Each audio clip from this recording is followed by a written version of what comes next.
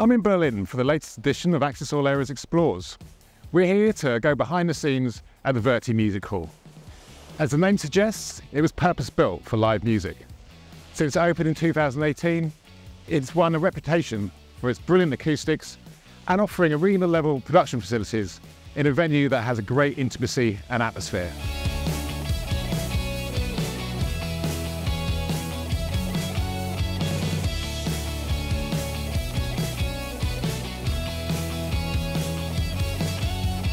My name is Dirk. I joined the company about 3 years ago in the role of the general manager of Verti Music Hall.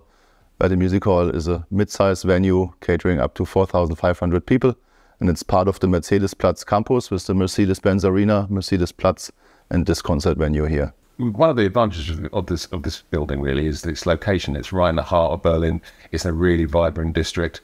How beneficial is that in terms of, encouraging fans and promoters? Yeah, we are in the Friedrichshain district. Opposite the river is Kreuzberg. So these are the two, I would say, young nightlife and culture districts. They have been developing over the past 20 years.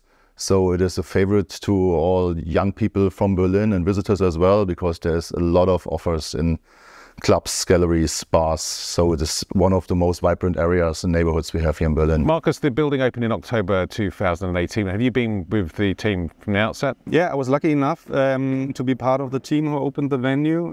I've been with AEG for over 5 years now. And we had Jack White opening this venue. It was a huge show.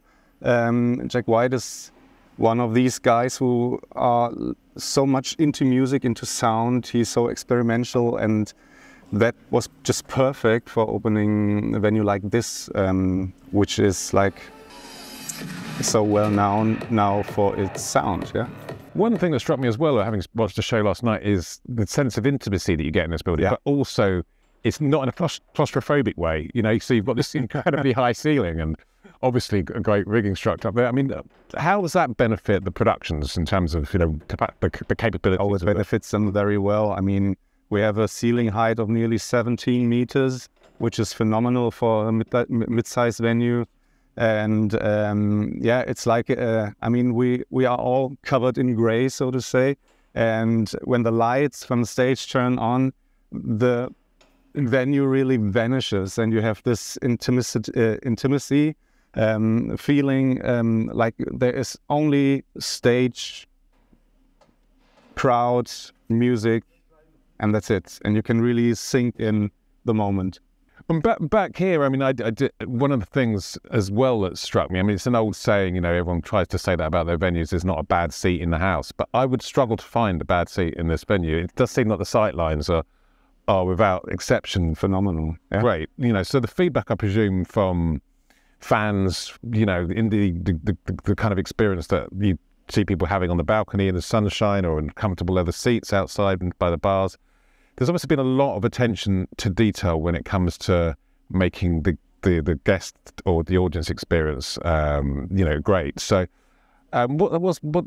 what sort of feedback have you had in the last kind of 5 years from, fans? They can obviously go onto social media very quickly and, of course, amplify their thoughts. But so what has the general kind of feedback been like from? The general feedback is just great. As you already said, the sightlines are phenomenal. This venue is built for live music. So there are really no, or at least very small compromises you have to make. And you can go to the upper tier last row, still have a perfect view, and it feels so close to the stage. This comes from the acoustic, because as you hear now, the venue is really dry, and this makes a very close feel. So even from the last row, perfect view. There's no cheap seats here, so to say. It's the feedback. It's like, wow. If we just look at the past 3 shows, we had a K-pop show with Red Velvet, with a huge stage, catwalk, a B stage, huge LEDs on both sides. It was an arena-size production. The day after, we had the Lumineers, a folk band with a beautiful stage setting, great visuals, very acoustic. And yesterday we had US hard rock with just 5 musicians, a backdrop, and the giant mosh pit. And I think this is the best thing of this venue, the flexibility. One of the things, I mean, aside from the flexibility, the accessibility is something that really struck me last night, having a walk around. The fact that you've got lifts, you've got spaces for people in wheelchairs, and you've got seats next to them, and there's just a lot of room. And the sightlines all around the venue are fantastic. But it's just great to see so much consideration given to accessibility for people with restricted mobility. Yeah. I mean, has that always been a kind of key consideration? It is a venue for everybody, and it should be accessible for everyone. And it's obviously got the intimacy of a club venue, of a theatre sort of size venue, but it's clearly got arena level production facilities. Is that a big selling point for the venue? And is that obviously, we'll talk about the acoustics there. Yeah. Is that very much appreciated by productions coming in? It is. In fact, we have 200 tons of rigging load in the ceiling. So we can really bring arena-size productions here. And we have some artists that play arenas in other destinations and bring their whole arena production and they fit it in here. And I remember one thing, that Hans Zimmer did his rehearsals for his arena show. He played at the big arena, but had needed some days for a rehearsal, and he brought all his production in this venue because we can fit this in. We have a loading dock on the back that can, two trucks can enter this. We have 2 huge elevators that bring all the stuff here. And we have direct access to the garage in the underground floor, so we can also access even by car, driving into the elevator and landing on the floor.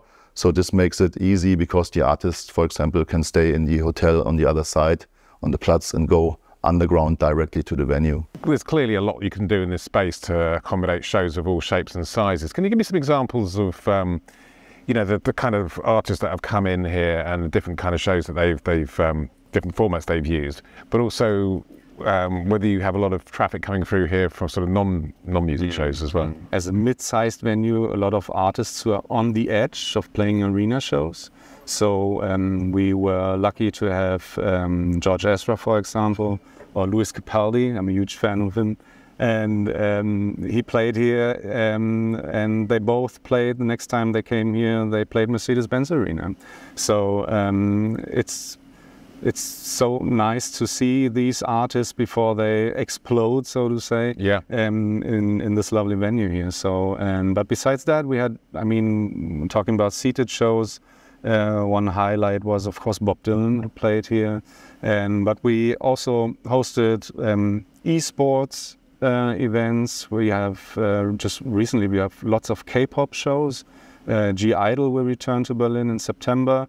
This will be announced today, and I'm very excited about this because normally, like all the K-pop artists, they come with huge stages, and this is just perfect for this venue because we can hold up to 200 tons roof load. Wow! And this is just perfect here. And these incredibly huge stages to see in a venue like this it's really lovely. It's the end of our time here at the Verti Music Hall, a facility that boasts world-class production facilities but has the atmosphere and intimacy of a club venue.